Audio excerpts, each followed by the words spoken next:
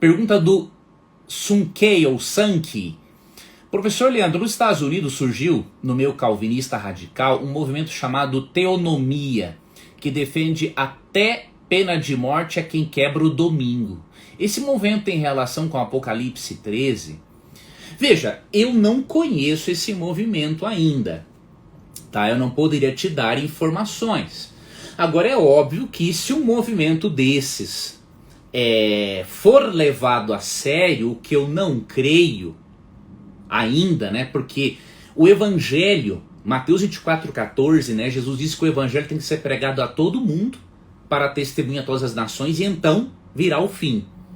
Então, como o evangelho ainda não foi pregado, eu não creio que seja o momento do cumprimento de Apocalipse 13. Eu sei que está em andamento o processo, óbvio.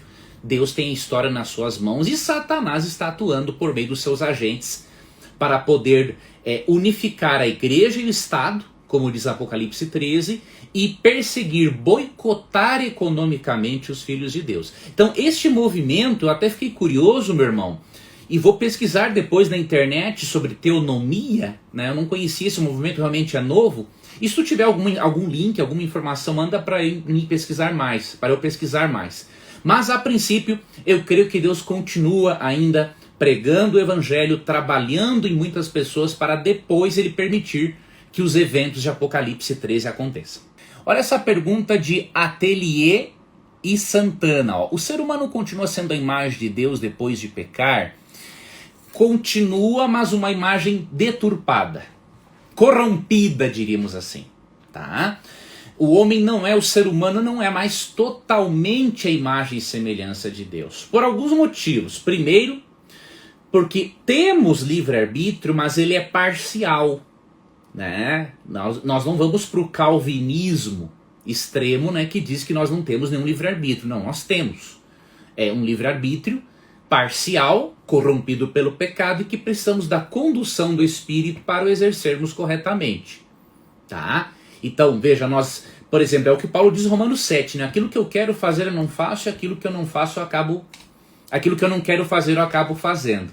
Então, nós não temos mais a plena liberdade de escolhermos fazer o bem sempre que nós queremos. E não temos a plena liberdade de não pecar mais. Então, nós temos a imagem de Deus ainda sim, mas ela está bastante corrompida. Então isso no aspecto mental, no aspecto espiritual, no aspecto moral e também no aspecto físico.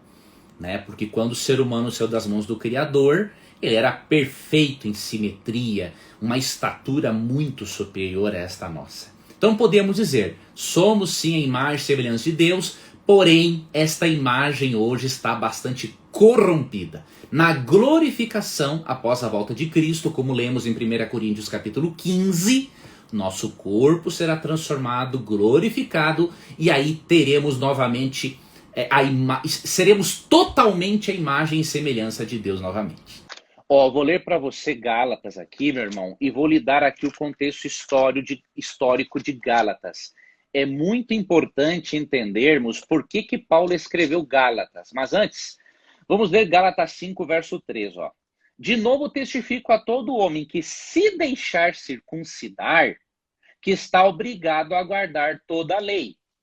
Verso 4. De Cristo vos desligastes vós, que procurais justificar-vos na lei, da graça decaístes. Aqui que está o contexto. Paulo estava aqui lutando, meu irmão, contra o legalismo, a salvação pelas obras. Tá? Então, ele até chama isso em Gálatas 1:8 de um outro evangelho. E algumas pessoas estavam dizendo que a circuncisão, não só a parte cerimonial da lei, mas como a parte moral, eram meios de salvação, Francisco.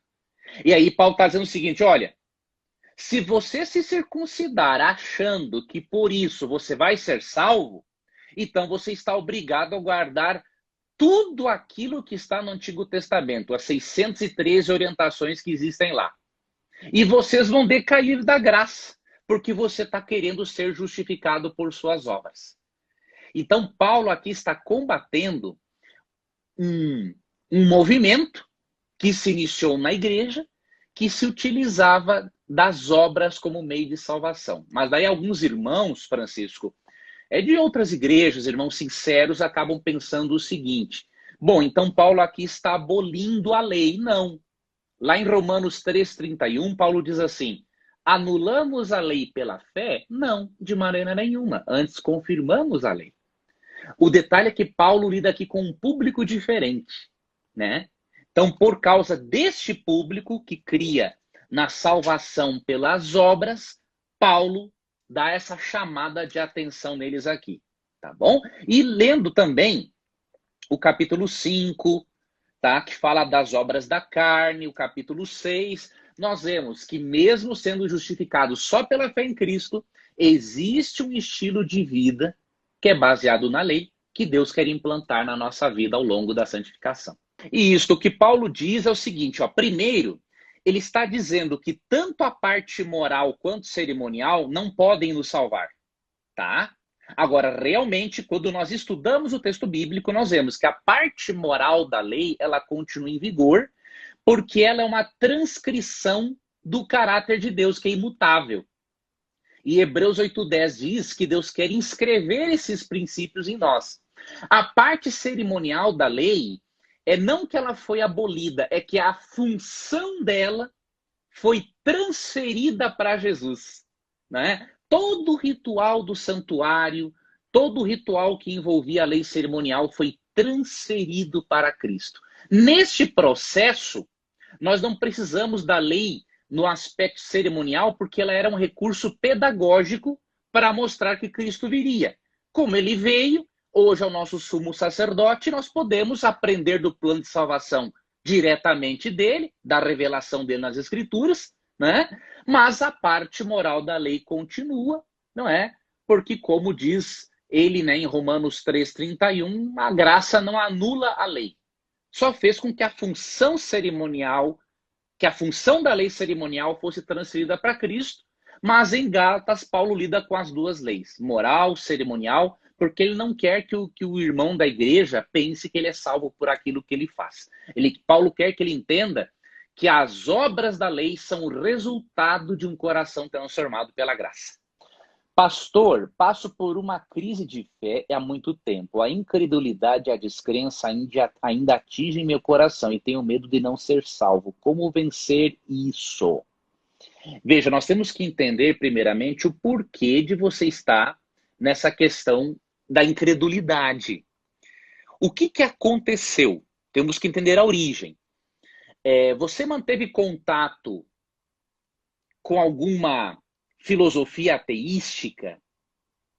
Né? Você leu algum livro de Karl Marx? Você se desanimou com um líder da igreja? Você me viu um mau exemplo na família? Então são coisas, tá, que você precisa avaliar. Então, ó, uma outra amiga aqui, já vou aproveitar e responder, ó. Já fui quase ateia, mas voltei para Cristo, porque os vídeos do Dr. Rodrigo Silva são muito bons. Realmente, eu iria indicar até uma obra do Dr. Rodrigo Silva para você que está lidando com esse problema da descrença.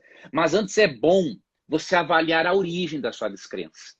Se for um problema filosófico, não é difícil de resolver. Há muitas obras apologéticas, tá? Que podem resolver isso. E você vai perceber que os argumentos a favor da crença, a favor da fé, a favor da existência de Deus são muito mais sólidos e fortes do que os argumentos dos ateus. Tá? Então, por exemplo, tem um livro do Dr. Rodrigo Silva aqui, que eu vou pegar para você, para lhe mostrar, que é esse aqui, ó. O Ceticismo da Fé, editora Ágape. Então, para quem está passando por esse momento de descrença, este é um livro muito, muito, muito, muito bom.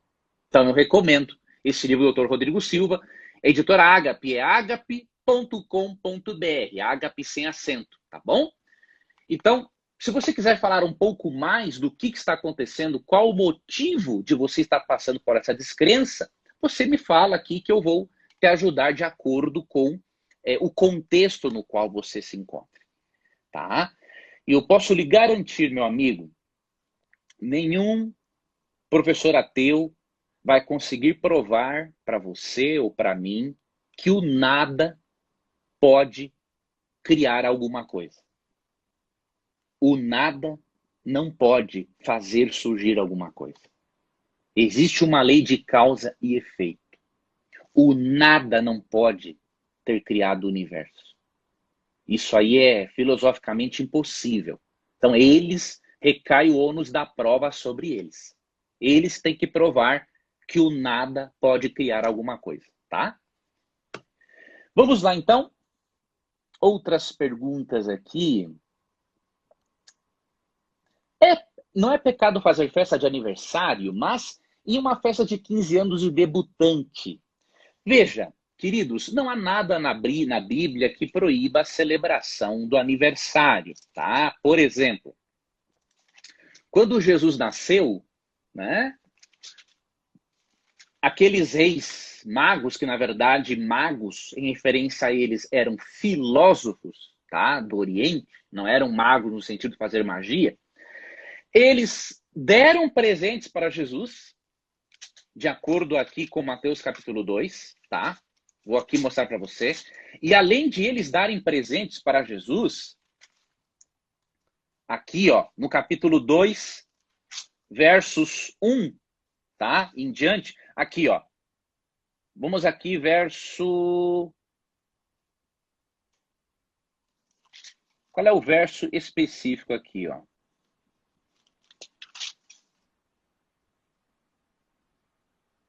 Aqui, ó, verso 11. Entrando na casa, viram um menino com Maria, sua mãe. Prostrando-se, o adoraram e, abrindo os tesouros, entregaram-lhes suas ofertas, ouro, incenso e mirra. Então, Cristo foi presenteado no seu aniversário. E o aniversário de Cristo foi celebrado pelos anjos. Tá? Olha o que diz aqui, Lucas, capítulo 2, versículo 13, ó. E subitamente apareceu com o anjo uma multidão da milícia celestial, louvando a Deus e dizendo: glória a Deus nas maiores alturas e paz na terra entre os homens a quem ele quer bem. Então os anjos estavam felizes, né, louvando a Deus, né, celebrando o nascimento de Cristo. Então não tem problema comemorar aniversário, não tem nada na Bíblia que ensine isso. O fato de alguns pagãos comemorar aniversário não significa que a Bíblia proíbe da mesma forma, né? O fato de alguns pagãos se casarem não significa que a Bíblia proíbe o casamento, né? Sobre a festa de debutante, nós temos alguns receios só pela questão de a jovem aprender a gostar e a se envolver com a música. Com a música não, com a dança, tá? Óbvio que se a nossa cultura não fosse sensualizada, erotizada, e nem mesmo assim não é um problema de um pai dançar com a filha. Agora a pergunta é, será que você não estaria estimulando-a a gostar de outras danças também? Então esse que é o detalhe. A dança foi criada por Deus, mas infelizmente a nossa sociedade, especialmente ocidental, corrompeu-a. Então precisamos ter bastante cuidado. Olha essa pergunta. Sabemos que Sansão foi suicida, porém está salvo. É por causa da depressão, por exemplo, também ser salva? Victor, é perfeitamente possível, sim. A ideia de que a pessoa suicida vai se perder, tá? Isso é uma ideia católica, né? Que crê que isso é venial, né? De muita gravidade. Mas não é um ensinamento bíblico, tá? O sangue de Cristo, ele pode perdoar até mesmo um suicida. Óbvio, cada caso é um caso, né? Há pessoas que se suicidam por covardia, outras por arrogância, porque perderam tudo, então preferem tirar a vida, né? Outras porque estavam doentes, num nível 3 de depressão, já nem estavam sabendo direito o que fazia. Então não há dúvidas. O fato de Sansão, de acordo com Juízes 16, ter atentado contra a própria vida para morrer. O fato de Sansão estar na galeria dos heróis da fé, em Hebreus 11:32, isso nos mostra que nem todos os suicidas vão se perder. Pelo contrário, a graça de Cristo pode e vai cobrir, né, o pecado desta pessoa. Se Deus perdoa os homicidas que se arrependem, mesmo não tirando as consequências dos crimes deles, imagine se não vai perdoar uma pessoa, né, que estava doente. Tá ok? Então, Deus perdoa sim, tá? A Cida disse o seguinte: servir a Deus não é fácil, mas estou tentando. Cida, eu tenho uma filosofia comigo. Eu penso o seguinte: se acontecer de eu não me salvar, mas eu vou te explicar que eu creio plenamente na minha salvação e o porquê.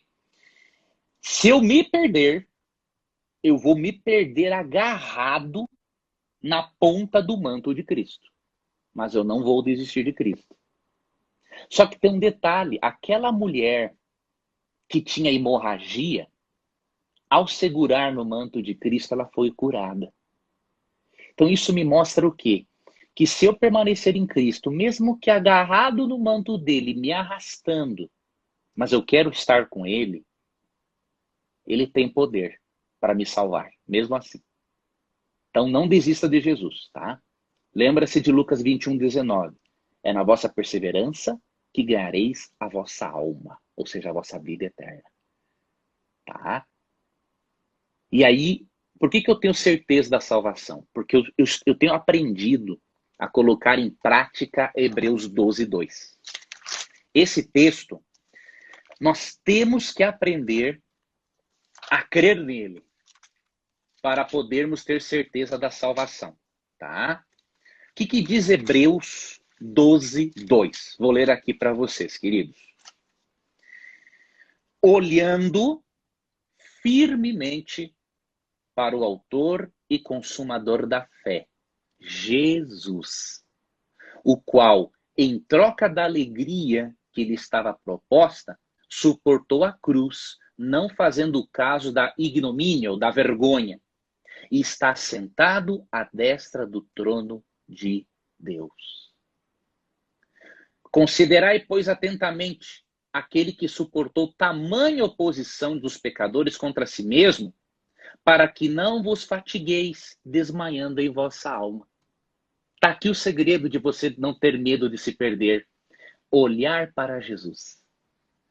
Lembre-se daquele pensamento que é muito conhecido, não é? Quando eu olho para mim, eu não vejo como me salvar. Mas, quando eu olho para Jesus, eu não vejo como me perder. Então acostume-se, Cida e demais amigos, a olhar para Jesus. Porque quando você olha para o que ele fez por você, não tem como você não ter certeza da salvação. Tá bom? Calegari 11 diz assim: professor Leandro, sou um dos grandes admiradores do seu trabalho. Que Deus continue abençoando sua vida e concedendo longevidade para continuar falando da parte de Deus. Muito obrigado, meu irmão, pelas palavras carinhosas, viu? Muito obrigado mesmo, tá? Que Deus recompense você por suas palavras amigas, tá? Disponha, Victor, tá? Conte conosco aqui sempre. Vamos ver aqui outra pergunta. São tantas perguntas. Casamento entre primos é pecado? Elgeriene fez essa pergunta, tá? Veja, a Bíblia em Levítico, nos capítulos 18 e nos capítulos 20, a Bíblia, Deus relaciona os tipos de relações que ele proíbe. E entre estas relações proibidas por Deus, não se encontra o casamento entre primos. Então, à luz da Bíblia, nós não podemos dizer que casamento entre primos é pecado. Mas devemos considerar algumas coisas. Por exemplo, a questão da consanguinidade.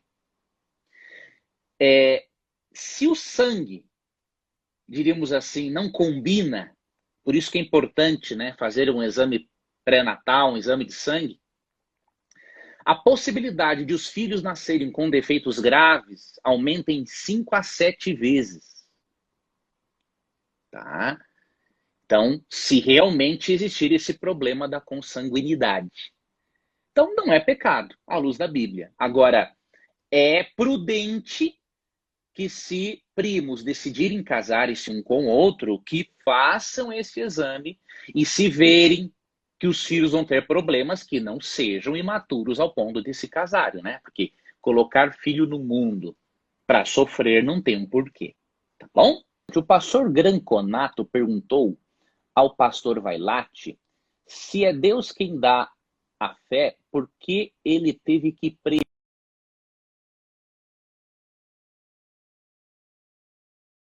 quem dá a fé. Isso procede? Como respondemos? Veja, eu gosto muito do pastor Vailate, tá? Não só pelos debates respeitosos que eu tive com ele no programa Vejam Só, na RIT TV, né, na Rede Internacional de Televisão, mas também eu li um livro dele sobre o arminianismo, em que ele refuta muito bem o calvinismo. Tá? Agora, esse argumento do Granconato eu acho totalmente sem sentido. Né? Se a fé é dada por Deus, é prevista por Deus, como que nós podemos ter livre-arbítrio? Não vejo nenhum problema. Né? Não vejo nenhum problema. Se Deus, a fé é um dom de Deus. Tá? Isso é bem claro no texto. Só que o que acontece? Ela tem que ser desenvolvida. Como um músculo. Tá? Eu recebo de Deus o meu corpo. Agora eu tenho que cuidar dele. Através da alimentação, da atividade física. Não é? Então, por exemplo, a fé realmente é um dom de Deus. Tá? Só que ela não foi, diríamos, prevista por Deus. Ela foi estabelecida por Deus como uma forma de nós recebermos a salvação. Então, esse comentário do pastor Granconato, para mim, é totalmente sem sentido. Tá? Então, agora, realmente a fé é um dom, mas ela é desenvolvida. Então, vamos ver as duas coisas, e aí nós vemos que nós temos, sim, um livre-arbítrio. Mesmo que limitado, mesmo que corrompido pelo pecado, nós ainda temos alguma coisa. Senão, não seríamos responsáveis morais pela nossa conduta. Tá? Mas Efésios 2, 8, diz assim: porque pela graça sois salvos mediante a fé, e isto não vem de vós, é dom de Deus. Ou seja, tanto a salvação quanto a fé são um dom de Deus. O que acontece?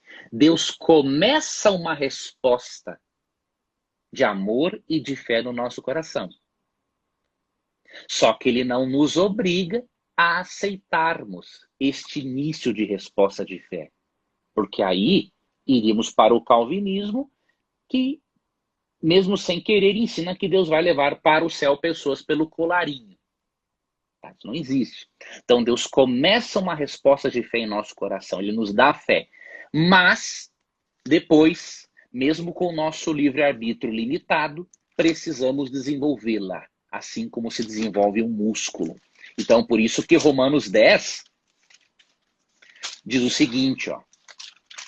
Romanos 10, verso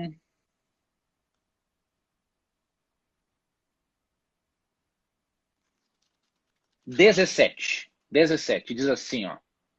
E assim a fé vem pela pregação. Veja, Efésios 2, 8 e 9 diz que é um dom de Deus. Só que agora aqui está dizendo que, além de ser um dom de Deus, ela tem que ser desenvolvida. Ó. Assim a fé vem pela pregação, e a pregação pela palavra de Cristo. Mas pergunto, porventura não ouviram? Sim, por certo. E aí ele continua aqui desenvolvendo o seu argumento. Tá bom? Então, em resumo, a fé é um dom de Deus, mas ele dá esse dom para que ele seja desenvolvido. Assim como na parábola dos talentos. Tá? Então, sinceramente, a opinião do pastor Granconato, para mim, não tem sentido nenhum. Tá? Olha essa pergunta aqui, ó. Não vou dizer o nome dela, talvez ela não queira, né? Ir a motel é pecado? Sou casada. Meu pastor diz que... Vamos ver. Meu pastor diz que não. E que ele vai com a esposa dele. Eu sei que muitos irmãos vão se escandalizar, não é? Por isso que o pastor disse, mas não há necessidade. Veja, veja, na Bíblia, eu não vejo essa preocupação da Bíblia quanto ao local onde um casal vai fazer sexo. Óbvio, alguns pensam assim, nossa, o adultério, ou melhor, o motel tem uma conotação de adultério. Realmente, muitas pessoas vão num motel para adulterar. Mas o detalhe é que pessoas também vão ao hotel para adulterar. Então, se nós balançarmos dessa forma, então o cristão não pode ir a motel e nem a hotel. Então, o que eu acredito? Eu acredito que, na verdade, essa é mais uma questão de foro íntimo, pessoal. Eu creio que, assim, que se um cristão se sente mal em ir a um motel com o seu cônjuge, então não vá. Né? Vá para um bom hotel, vá para um outro lugar, né? Para renovarem a vida sexual, né? E darem uma diversidade a ela. Agora, se o casal cristão não se sente mal, né? Por exemplo, eles têm a consciência de que eles estão ali, um com o outro, e que aquele ambiente foi preparado para o que eles querem naquele momento. Então, eles podem ir. Tá? Então, essa eu creio que é uma questão pessoal. Eu não posso dizer para você assim, ó, é pecado ir ou é pecado não ir. A Bíblia não fala sobre isso. Alguém pode dizer assim, ó, mas a Bíblia fala de nos apartarmos da aparência do mal. Aparência do mal em Efésios 5:22, em 1 Tessalonicenses 5:22, não tem nada a ver com isso. Se nós lermos do verso 19 a 21, apartar-se, né, abster-se da aparência do mal é o quê? É avaliar entre um verdadeiro e falso profeta e se abster das falsas profecias. Esse é o contexto. Então, aquele texto é muito mal utilizado realmente. Tá? Então, quanto ao motel, você e o seu esposo decidem de acordo com a consciência moral de vocês. Agora, eu lembro que Cantares é interessante. Em Cantares, quando a esposa de Salomão o chama várias vezes, né, para o ato sexual, ela era bem danadinha, viu? E isso mostra que a Bíblia quer ensinar a mulher a tomar também a iniciativa, porque a mulher também tem as suas necessidades. Então a Bíblia mostra que a mulher, em Cantares, toma mais iniciativa do que o homem. E tem um momento em que ela convida ele, deixa eu ver se eu acho aqui o versículo, ela convida ele para ir a cada lugar que você nem imagina na sua vida. Capítulo 3, verso 4. Mal havia passado por elas quando encontrei aquele a quem o meu coração ama. Eu o segurei e não o deixei ir, até que o trouxe para a casa de minha mãe, para o quarto daquela que me concebeu. Veja se tem um lógico um negócio desse. Ela tinha, diríamos assim, um fetiche de fazer sexo com o marido dela na cama da mãe dela. Fazer o quê? Cada um é cada um. Mas está registrado na Bíblia. Por quê? Para mostrar que Deus quer que você tenha, lógico, os fetiches saudáveis. Tá? Tem um outro momento que ela convida ele, não para ir para a cama da mãe dela, mas para ir, quer ver para onde? Para os campos. Deixa eu ver se eu acho aqui o versículo. Tá? Vamos ver aqui. Aqui, ó. Capítulo 7, 11, ó. Venha, meu amado, vamos fugir para o campo, passemos a noite nos povoados. Ou seja, ela ia para vários lugares com ele.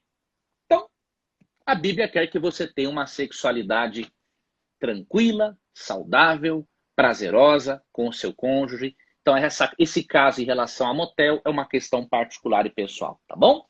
Aqui tem o pessoal dando risada aqui. É isso mesmo. Ó, sugeriram pousadas também. É isso aí. A criatividade.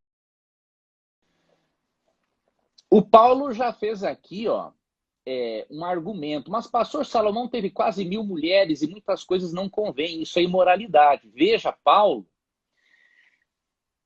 Salomão, ele teve realmente 1000 mulheres. Mas quando ele escreveu Cantares, ele não tinha essas 1000 mulheres. Pelo que eu lembro, Ele tinha, lógico, ainda é errado, ele tinha em torno de 60 ou 70 concubinas. Mas a única que ele amou de verdade foi essa, a sunamita. Então não tem nada de moral no livro de Cantares. Tá? Tem uma sexualidade saudável, aberta e sem frescura. Se fosse moral isso que está aqui, Deus daria algum norte para nós sabermos. Olha, isso aqui que Salomão fez com a esposa dele, não é? De irem para os campos ou de ir para o quarto da mãe dela, isso aqui é imoral, filhos. Mas Deus não fala nada disso, porque Deus não está preocupado com isso. O que Deus quer com o livro de Cantares é que nós aprendamos a ter uma vida sexual prazerosa, saudável e diversificada. Uma vez me perguntaram várias vezes, mas como que um livro desse está na Bíblia? Mas não tem um porquê de não estar na Bíblia, gente. Se Deus criou a sexualidade, como diz Gênesis 1:28, seria um absurdo não ter um livro desses na Bíblia, né? Se Deus criou a sexualidade, como que ele não vai nos dar instruções de como podemos apimentar a relação? Um livro desse na Bíblia tem que ter. Seria muito estranho se não tivesse. Eu escrevi, amigos, um livro sobre Cantares, que vai dar um pouco de mal-estar e polêmica, obviamente. Só que eu mandei esse livro para uma editora cristã e eu acho que ele vai ser publicado. Se ele não for, eu mesmo publico por conta. Tá? Mas é um livro que eu vou dizer uma coisa. Tem que ter coragem para ler esse livro. Quem tem frescurite, ai, que não pode fazer isso, que não pode fazer aquilo. Ah, então nem leia o livro porque você vai ficar louco, tá? Ok, a Misa disse assim, ó, motel não é lugar de cristão, não. É a sua opinião, respeito, é uma questão muito pessoal, tá? Mas, como eu lhe disse, tem pessoas que adulteram no motel, tem pessoas que adulteram no motel. Então, como a Bíblia não é clara a respeito do assunto, né? Então eu prefiro deixar essa questão em aberta, cada um tem sua opinião. Eu não tenho nada a ver com a vida sexual de ninguém, ninguém tem nada a ver com a minha. Então, cada casal decide por si mesmo, tá? Professor, eu me identifiquei com você, não apenas por ser uma pessoa iluminada por Deus, mas por termos algumas outras características, como toque e síndrome de Tourette. Não me senti mais sozinha.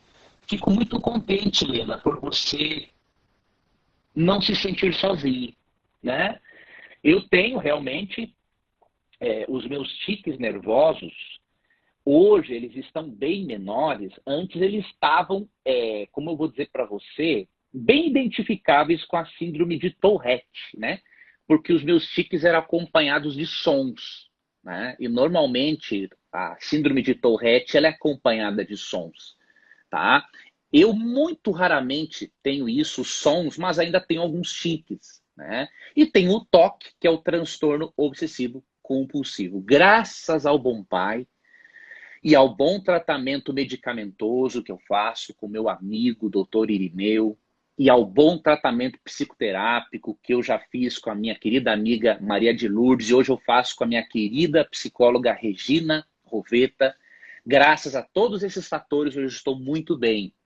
Tenho um pouquinho dos sintomas do toque, tenho ainda um pouquinho dos tiques, mas depressão eu fui curado totalmente, né? Então, minha irmã, veja que se eu, com esses mesmos problemas que você, estou aqui hoje respondendo dúvidas bíblicas para muitas pessoas, né? Deus capacita qualquer pessoa, né? Deus me tirou lá do interior do Rio Grande do Sul, quando eu tinha 19 anos de idade, extremamente doente emocionalmente, né? Fui trabalhar na Novo Tempo, na escola bíblica. Eu não sabia nem ligar um computador, porque naquela época, né, na minha cidade, ali pelo ano 2000, quem tinha computador era rico. Então eu cheguei na Novo Tempo sem saber ligar um computador, trabalhei na escola bíblica, não sabia digitar, mas eu já tinha sido obreiro bíblico, né, em conferências, aprendi a digitar, aprendi a ligar o computador, né? Depois fui para a Rádio Novo Tempo, fiz lições da Bíblia na rádio por 17 ou 18 anos, hoje não faço mais lições da Bíblia, né? Hoje a Novo Tempo chamou o pastor Estina para fazer este programa, né? Um abraço também ao querido pastor Estina.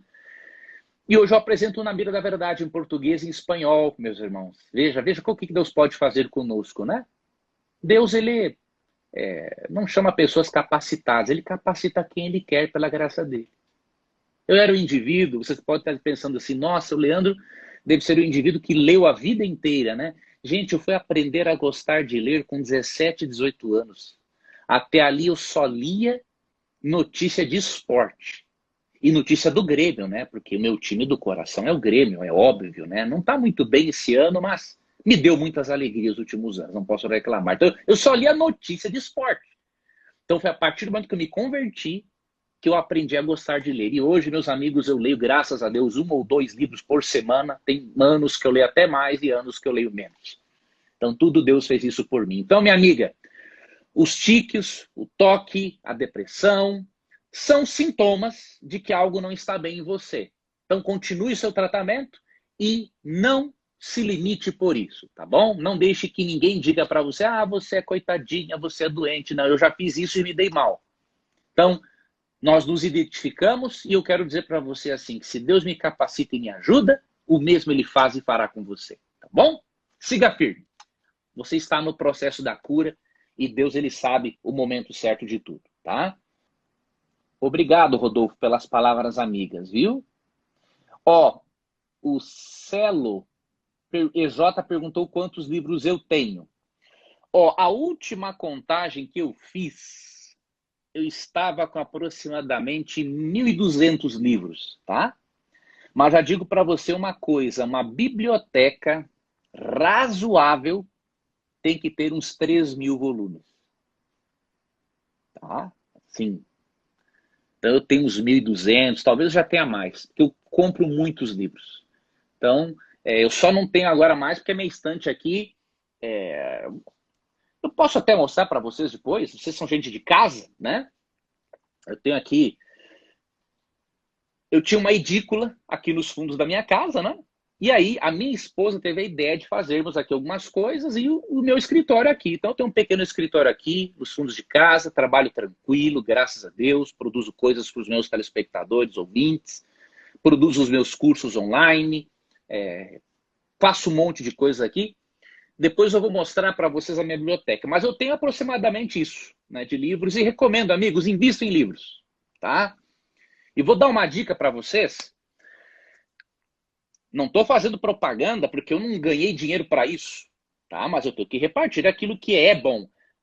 A Amazon vende livros mais baratos do que qualquer outro lugar, tá? Então, baixe o aplicativo da Amazon.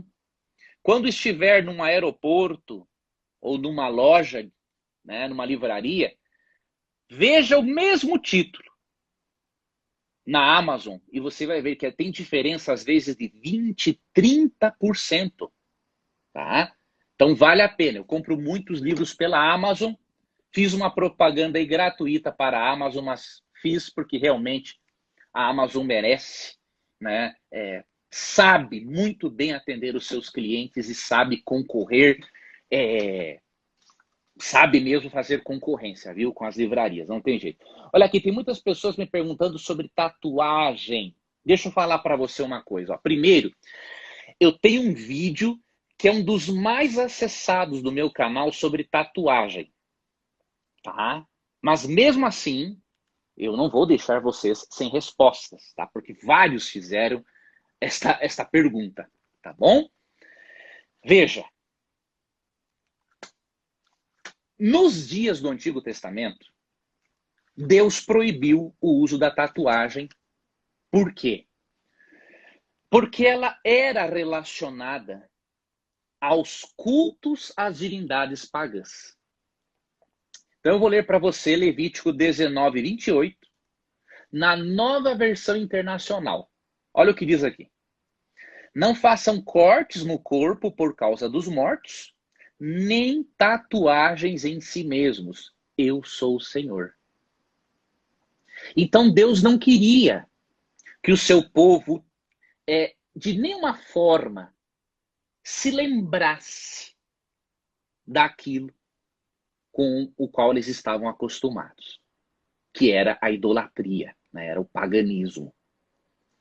Mas aí você pode dizer o seguinte, e com razão, mas Leandro, hoje eu posso fazer uma tatuagem que não tenha nada a ver com culto pagão ou com satanismo.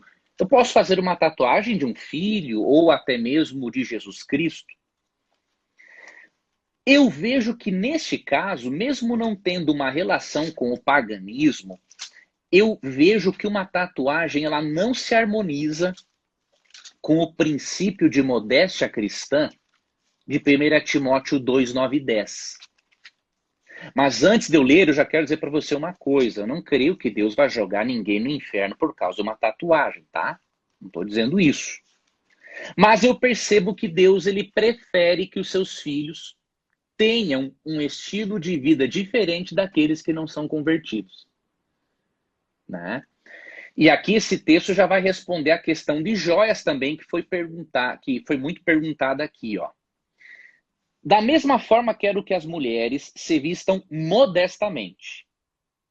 Ó, quais são as características, né? Modestamente, com decência e discrição, não se adornando com tranças, eram tranças com filetes de ouro, tá? Que elas usavam. E com ouro, nem com pérolas, ou seja, aqui são as joias, ou com roupas caras. Mas com boas obras, como convém a mulheres que declaram adorar a Deus. Esse texto não se aplica só às mulheres, se aplica aos homens também. Sabe por quê? Ó, tem muitos homens que falam assim, ó, o texto diz para não usar joia, mas eles transgridem o princípio porque fala aqui, ó, para não usar também roupas caras. Lógico que o que é caro para um pode não ser para outro, mas você tem que pensar o seguinte: você não poderia ter algo bom, bonito e de um preço bom, mas não tão alto, e assim você contribuir mais para com a pregação do evangelho ou para com a pessoa que não tem nada para comer em casa? Então é isso que nós devemos refletir. Então veja, quais são os princípios aqui? Modéstia, decência e discrição. Eu não creio que a tatuagem se encaixe nesse princípio aqui de discrição, por exemplo, né? E o verso 10 diz que as boas obras devem ser o maior adorno, ou seja, o cristão, qual é o princípio aqui? Ele tem que chamar a atenção mais para o que ele é do que para o que ele usa. Então eu não vejo a tatuagem como se enquadrando nesse princípio. Agora, se você já tem, 2 Coríntios 5,17, né? Quem está em Cristo é uma nova criatura. As coisas antigas passaram e eis que se fizeram novas. Então, já era. Você tem tatuagem, mas já aceitou a Jesus? Acabou. Não importa mais isso. Só não faça mais. E se você não fez, não faça. Porque Deus prefere que você tenha um estilo de vida diferente. O Iprius pergunta, talvez, eu acho que o irmão queria saber quantos livros você tem escrito. Pode ser isso, né? Pode ser que eu tenha, então, interpretado mal, tá? Bom, livros escritos, queridos, eu tenho 3, tá?